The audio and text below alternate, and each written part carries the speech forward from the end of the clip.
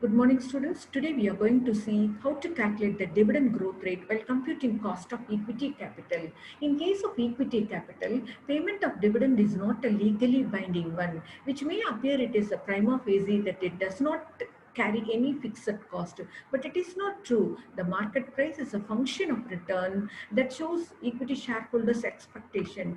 Due to relative higher risk, equity shareholders expect higher rate of return. If the company does not meet their requirements, it will have an adverse effect on the market share price. To calculate the cost of equity, we are applying dividend yield plus growth approach method.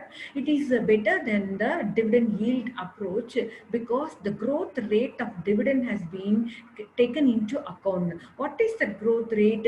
Increasing rate of dividend year after year, that can be shown it as G. Calculating the dividend growth rate is necessary for valuing equity shares, since it is an important function in determining companies long-term profitability, and it is also an important statistics for investors for their investment. Let us see how the dividend rate has been calculated. See the example. Dividends paid in the last 5 years are 4 rupees, 4.25, 4.60, rupees 4.85, rupees 5.05. What I mean by that, first year the dividend of 4 rupees has been paid, and the second year end 4 rupees 25 paise paid. At the end of the third year, the dividend paid was 4 rupees 60 paise. At the end of the fifth year, the dividend paid was 5 rupees 5 paise. See, during the last 4 years, we are not taking as 5 years, since the dividends at the end of the first year has been compared with the dividends at the end of the fifth year. So we are saying it as during last 4 years, the dividend declared by the company have increased from 4 rupees to 5.05. It gives a compound factor of 1.2625. How to calculate this compound factor? By dividing 5.05 with 4 rupees, you will get this 1.2625 as a compound factor. So to how to calculate this 6% interest means by looking the compound sum of 1 rupee table value in the line of 4 years.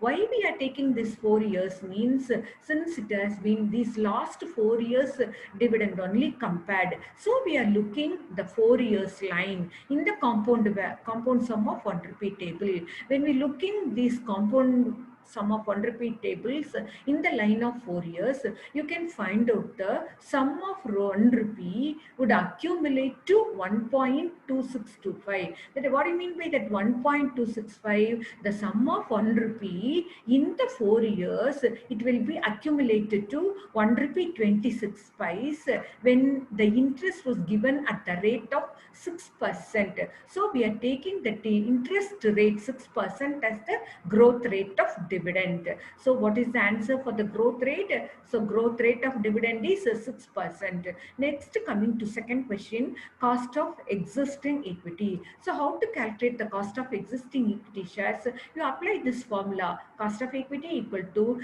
dividend divided by market price plus G.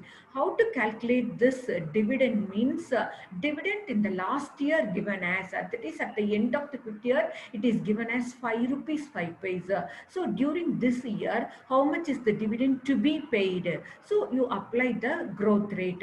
So 5 rupees 05 paise into 1 plus G. G is nothing but growth rate. So 5.05 into 1 plus 0.06 will give you rupees 5.35. So this is the dividend for calculating the existing equity shares cost.